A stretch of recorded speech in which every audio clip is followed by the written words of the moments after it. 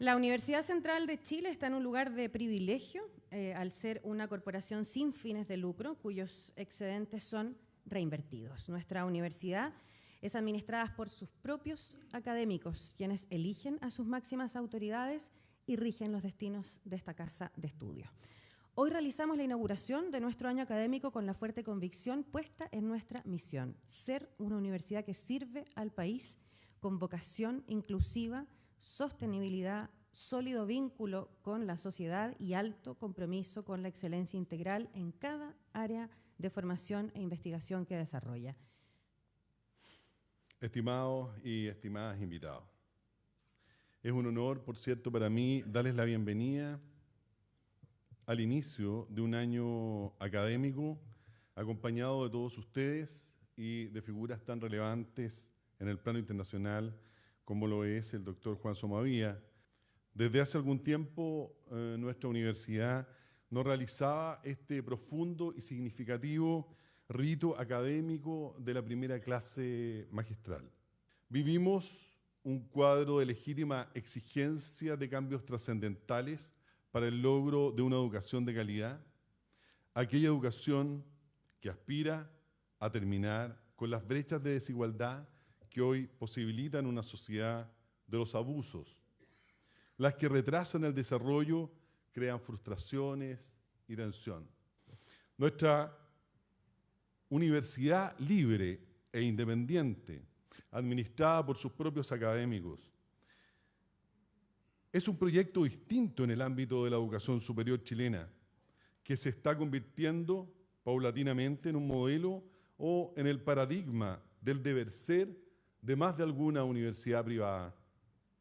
La USEN está orgullosa de ser realmente una universidad sin fines de lucro, no solamente porque cumple la ley, como todos deberían hacerlo, sino que además porque para nosotros el lucro no es un tema.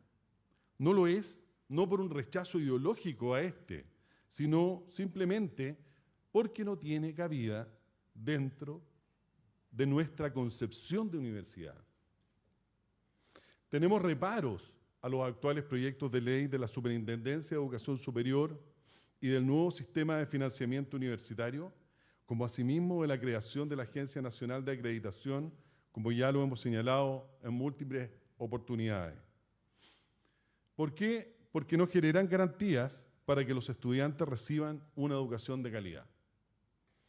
Es necesario también replantear la Superintendencia de Educación Superior como un organismo facultado con el poder suficiente de prohibir y sancionar las conductas lucrativas y, a su vez, sea un organismo colaborador en la articulación y fiscalización de las entidades del sistema de aseguramiento de la calidad de la educación. En esa dirección debería incluirse dentro de su competencia y facultades de control y fiscalización a la CNA, Comisión Nacional de Acreditación. El país ha sido testigo de su decadencia.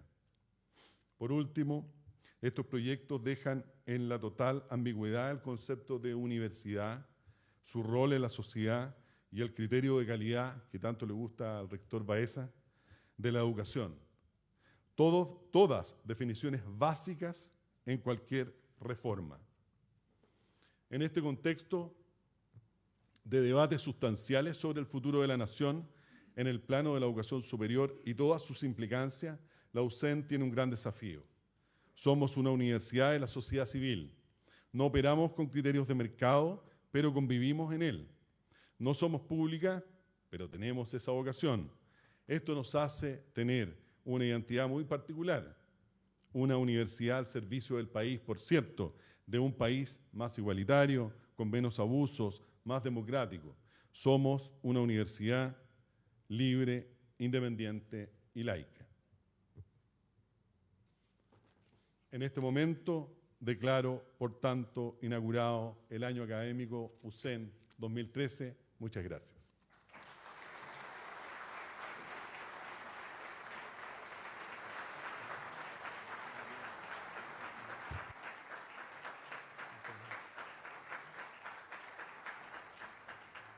Yo me podría sentir más cómodo con su definición de la universidad. Universidad que sirve al país, republicana, de vocación pública.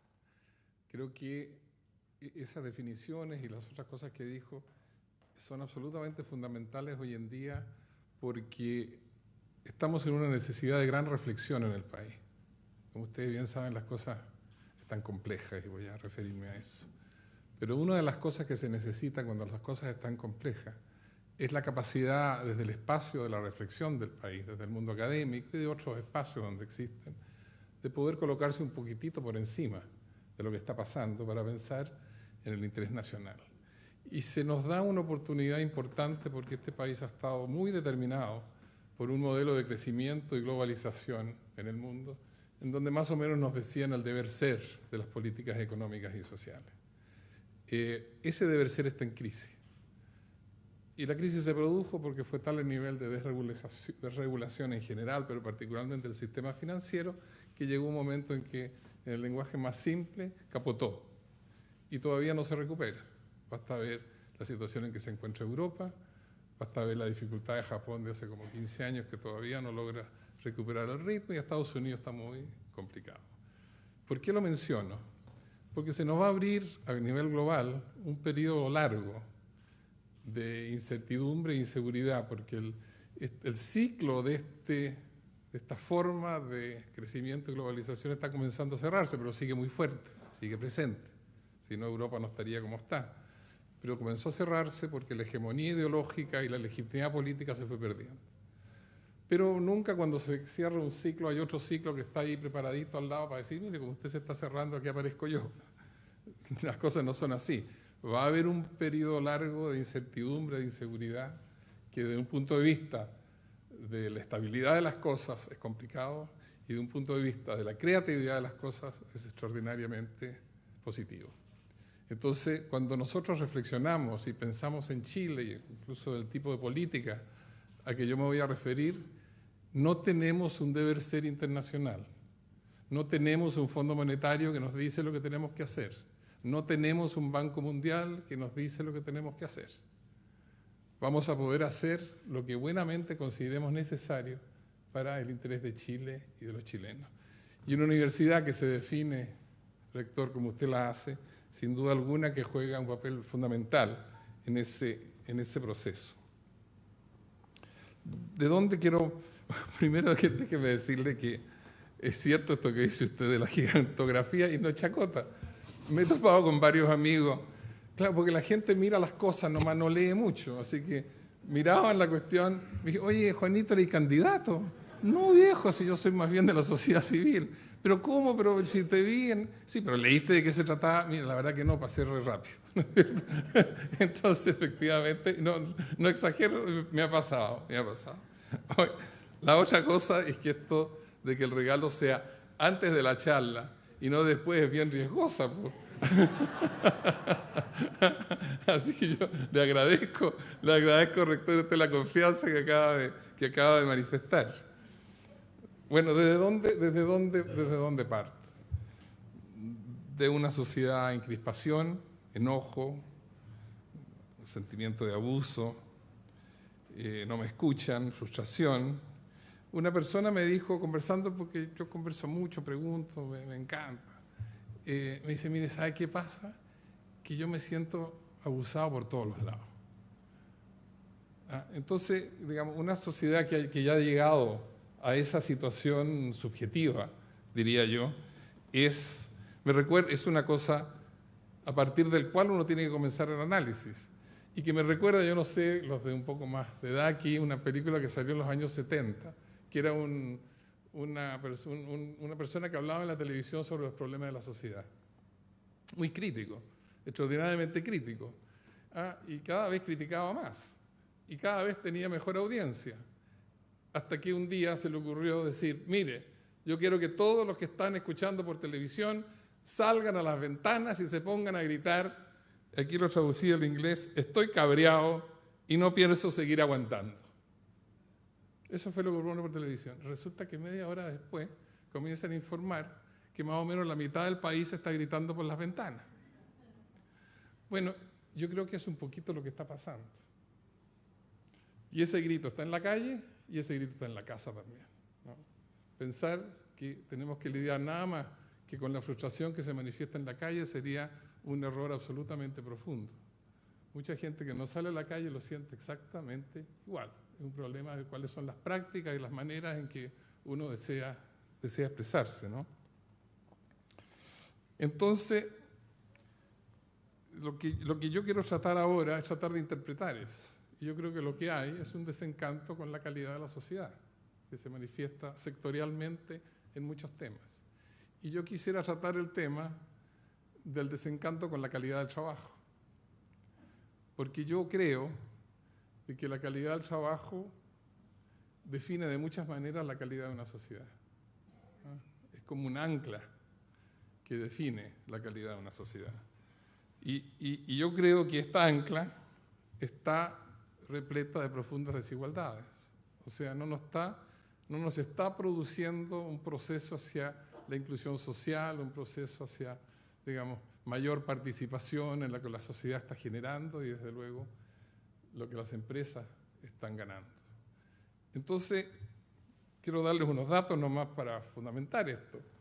De los asalariados chilenos, el 29% gana entre 72.000, que es muy por debajo del salario mínimo, a 258.000 pesos. Agreguémosle un par de deciles más, el 45% de 258 a 344, unos deciles más, y llegamos a que el 66,8%, 2/3 de los asalariados chilenos, ganan menos de 516.000 pesos al mes. Entonces, ¿qué es lo que ha ocurrido cuando uno ve estas cifras? De que se ha producido una modificación que es de lenguaje, de presentación y también subjetiva. De que sí, se ha reducido la pobreza, pero permítanme decirle, el mercado no ha reducido la pobreza. Toda la reducción de la pobreza no viene de los ingresos autónomos de los chilenos, que son muy, muy bajos. La reducción de la pobreza viene de las políticas sociales. O sea, tenemos un mercado que no reduce la pobreza y que además no gratifica el trabajo. Y eso tenemos que tenerlo perfectamente claro, porque nos dice, mire, pero hemos tenido un gran éxito con este modelo, hemos tenido un gran éxito reduciendo la pobreza. Claro, pero con fondos públicos. La manera como funciona la economía no reduce la pobreza y aumenta las desigualdades. Entonces uno se pregunta, si a esto hay que agregarle el costo de la matrícula, el gasto de las AFP, la participación en la AFP, el pago de las ISAPRE, el transporte, la habitación, uno se dice, bueno, pero no podemos estar diciendo de que estamos casi en el umbral del desarrollo. Entonces, el asunto es cómo abordamos este tema, nos preguntamos por qué. Quiero volver a lo que dije al principio. La calidad del trabajo define la calidad de una sociedad. Y en consecuencia hay que ver que el trabajo constituye un pilar central de lo que sea el Proyecto Nacional de Desarrollo, en la manera que busquemos la articulación de políticas económicas, sociales, medioambientales, del tipo de sociedad que queremos tener, y del tipo de democracia que queremos tener. Una democracia que en el fondo uno pueda decir, bueno, es una democracia en la que me va bien. Son conceptos subjetivos, pero una democracia en donde me va bien. Entonces, déjeme pasar entonces a tratar de contestar la pregunta, bueno, pero ¿cómo se ha producido esto? Ya hice el análisis del modelo de crecimiento y globalización, pero la cosa es más profunda, porque lo que ocurre es que el trabajo lo consideramos como un costo de producción, cosa que obviamente es, pero con un pequeño agregado. Bueno, tiene que ser lo más bajo posible porque la sociedad, digamos, una economía global es muy competitiva. Así que eso para que seamos competitivos, tiene que ser lo más bajo posible. El trabajador es visto como un consumidor, pero como los salarios son bajos, hay que suplementarle los salarios con crédito. Y en consecuencia tenemos a la mayoría del mundo del trabajo con unos gigantescos créditos, que es parte del enojo, porque dicen, mire, yo me saco la cresta trabajando, permítanme el lenguaje chileno, yo me saco la cresta trabajando, me pagan poco y estoy endeudado hasta acá arriba. pero me las estoy arreglando, me las estoy ingeniando. Hay una cosa que es muy, muy importante. Hay una sensación de podérmela. Con estas pésimas condiciones, sin embargo, me las estoy ingeniando. ¿Ah? Pero no puedo sino que dejar de decir que me las estoy ingeniando absolutamente contra la corriente. Y yo creo que eso ocurre cuando una sociedad llega a un cierto nivel de desarrollo, cuando el agua está por poquito debajo de las narices. Lo que trata de hacer es mantener la nariz arriba del agua. Cuando el agua comienza a bajar y se está por acá, hay mucho más espacio para decir, mire, a mí no me gustan las cosas como están, y yo creo que ahí está la sociedad chilena hoy día. Las cosas no están bien y los chilenos lo están diciendo. Y entonces, ¿qué es lo que pasa? Que yo lo que acabo de indicar es que los criterios de hoy hacen que el trabajador sea una mercancía, costo del trabajo, costo de los insumos, costo del transporte, costo de la materia prima. ¿Cuál es la diferencia? Y además, al ser humano se le ve exclusivamente como consumidor. El ciudadano, la persona humana, el padre de hijos, la madre de hijos, nada de eso está presente. Entonces, yo quisiera colocar esos elementos. O sea, ¿cómo es que tenemos que mirar el trabajo?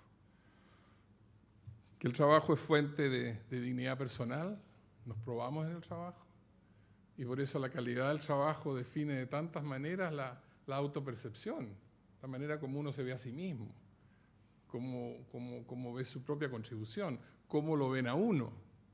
El trabajo es un elemento muy definitorio de nuestra inserción en sociedad, pero gira en torno al cuento de la dignidad.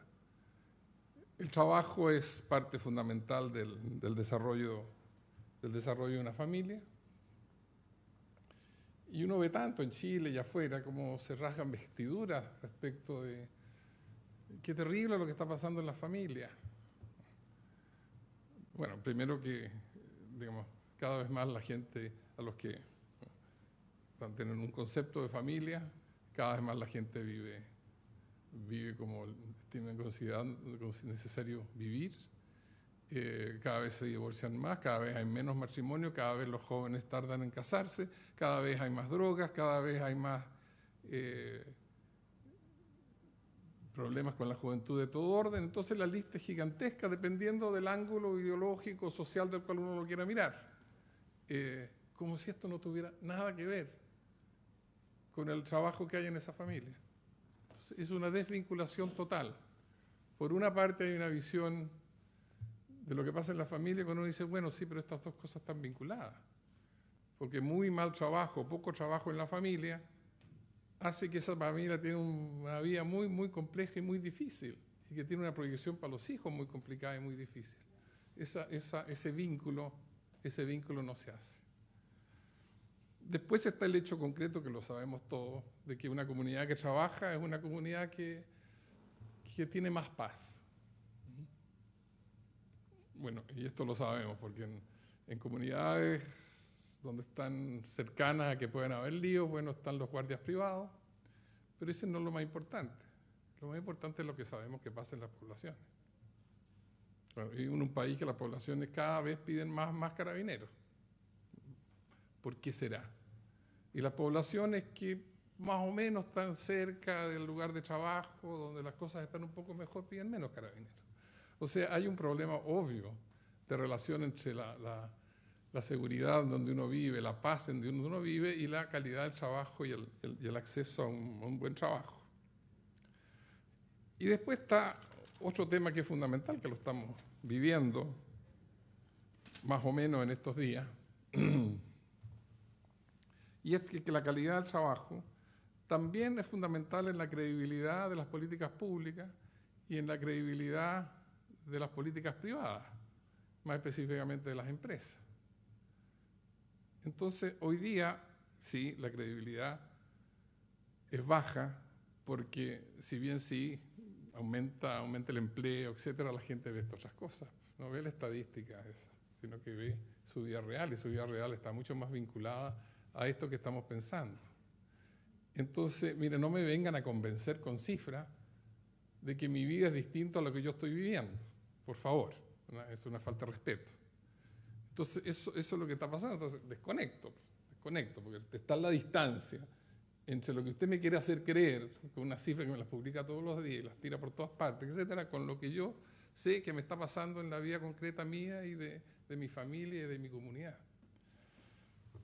Pero este tema es muy complicado porque cuando uno pierde la credibilidad en las instituciones, en el sistema, en el público, en el privado, digamos, los rumbos, el hacia dónde va caminando esta sociedad se transforma en muy, muy complejo. Y yo creo que por eso que yo he dicho que este tema es, digamos, es un tema de sociedad. Porque tal como lo he planteado, claro, un empresario va a decir, está bien, Somadía, pero no me haga caer todo este peso a mi pobre empresa, y tiene toda la razón. O uno le dice al mundo político, oiga, bueno, ya, arreglen este cuento. No es posible. O sea, la única manera de abordarlo es preguntarnos todos juntos. Y por eso ahí viene el desafío nacional. Oiga, pero ¿qué papel juega el trabajo en la sociedad esta? A ver, preguntémonos. Porque si usted considera que basta con que sea costo de producción y basta con que los trabajadores con harto crédito consuman y ahí se lavan las manos, entonces podemos tener una gran diferencia sobre el papel que usted juega como empresa. ¿No? O sea, tenemos que ver la manera como articulamos estas distintas cosas. O si ustedes dicen, no, es que le voy a aplicar todo este cargo a la empresa, voy a tener grandes dudas yo como empresa del tipo de políticas públicas que usted quiere desarrollar, ¿ah? Y que no comprende cómo funciona, digamos, una empresa en competencia con un mercado abierto global. Todos tienen legítimos derechos para decir, oiga, no me ponga la carga a mí. Pero la carga existe. O sea, la necesidad de resolver el problema existe. Están dadas las condiciones de que lo consideremos desafío nacional, que definamos el valor del trabajo de la misma manera y que gobiernos, partidos políticos, mundo empresarial, sindical, los actores sociales, la sociedad civil, encuentren maneras de resolver este problema. Dudoso. Voy a volver a este tema hacia el final, pero aquí quería decir, mire, la única manera es ser capaces, como chilenos, de generar una visión compartida de cómo vemos el valor del trabajo en nuestra sociedad, para mí como individuo, para mí como familia, para mi comunidad y para mí sobre todo para creer que el sistema institucional es creíble. Le puedo tener confianza a la manera como están organizadas las cosas. Entonces, bueno, ¿qué hacer con este cuento ya en el terreno propiamente de lo laboral y lo del trabajo? Yo creo que lo primero que hay que decir, mire, o sea, en la última generación no hay ninguna duda que se han mejorado las cosas. O sea, imposible decir, mire, estamos igual que hace 25 o X números atrás. No hay duda que en una generación, incluso en términos de estudiantes de esta universidad, digamos, tenemos múltiples índices que en una generación las cosas se han mejorado. Y que a esta mejora han contribuido los primeros gobiernos después de la dictadura, porque había que dejar atrás una serie de trabas y cosas que se habían hecho. Y mire, cada cual ha ido contribuyendo a que esto progresivamente se vaya mejorando, incluyendo el gobierno actual. Entonces el cuento no es yo hice más, yo hice menos, todos han hecho algo. El tema es que colectivamente es insuficiente. Entonces, si nos ponemos de acuerdo que el valor del trabajo es este, y que además colectivamente lo que hemos hecho es insuficiente, porque si no, no estaría la reacción de la gente que está viendo, entonces, digamos, bueno, como es insuficiente, todos tuvimos una mano en el cuento, veamos cómo todos juntos somos capaces de agregar lo que aquí está faltando. Este tema tiene muchísimos ángulos, de manera que pretender hacer una presentación exhaustiva de las distintas partes del mundo del trabajo sobre lo que habría que actuar no es posible. Yo quiero concentrarme en 3 aspectos, pero sí voy a mencionar los otros sin desarrollarlos. El primero es la necesidad de incrementar los ingresos del trabajo en un marco de crecimiento y mayor productividad. O sea, los actuales niveles de ingreso no son posibles. Es necesario ir avanzando en una política integrada de ingresos. Lo segundo que quiero tratar es la necesidad de eliminar las trabas a la organización y negociación colectiva de los sindicatos. Y el tercer tema es, particularmente en este medio, asegurar mejor el primer empleo, de ingreso al mundo del trabajo, que de tantas maneras comienza a determinar los futuros empleos. Pero junto a ello hay muchos otros temas que los voy a mencionar nomás para fijar la visión de conjunto. El tema de la precariedad, con trabajo sin contratos, trabajo por cuenta propia, trabajo informal, inseguro, sin derechos sociales, sin capacitación, qué sé yo. Hay un mundo de precariedad que no es comparable con el mundo con contrato, con seguridad, etc. Todo el tema de salud y seguridad en el trabajo. Después que se salvaron los 33 mineros, han habido 77 muertes en el trabajo. O sea, la lección no se aprendió.